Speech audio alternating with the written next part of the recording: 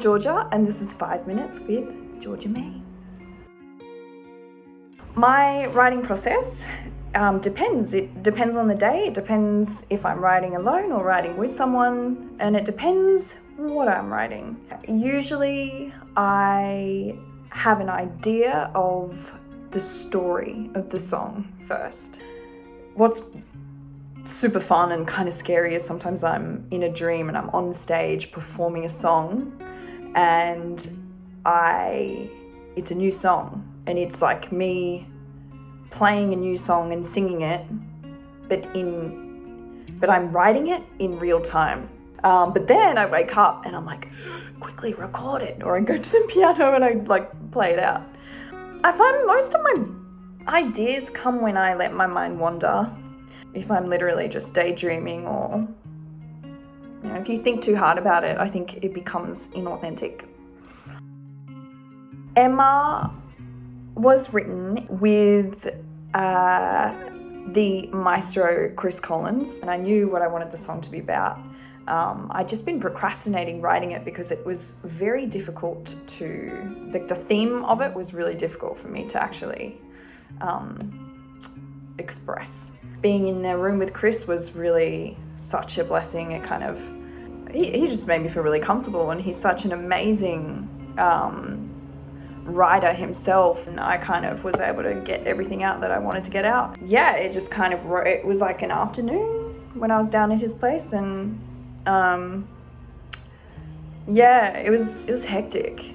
Like, it's a hectic song for me. Like, this one's deep and heavy, and it's just a lot of behind the scenes going on, and yeah, so that was a big afternoon.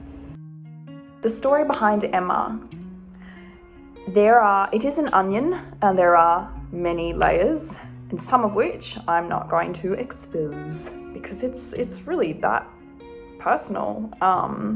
It's about being in a relationship with someone that you truly love and you truly believe in, but your best friend not loving or believing in it, because she's seen it from a different perspective, and she's seen it from the things that you've told her that aren't so good about the relationship. I draw my inspiration from stories. They're really only ever my own stories. I think that's where my strongest abilities lie in creating music and telling a story, is if I've lived it. I draw that sort of aesthetic inspiration from so many sources: books, movies, TV shows, friends' lives is a big one, family, love, nature. I mean, it really can be anything that I have some sort of connection with. I kind of want to say, like, getting signed to a major label, that's something that I thought was sort of not realistic. Just coming from someone like me is just like this. I know my family aren't musicians. I'm not in a music scene. It's like,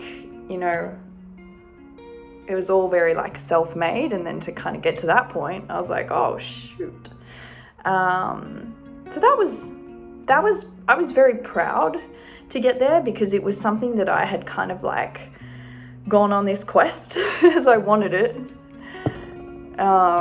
really badly, and I went on that quest alone. It was like this solo venture, and I did it, and that was really cool. But looking back, really, and I think when I'm an old woman, the things that I'll be most proud of will be the music.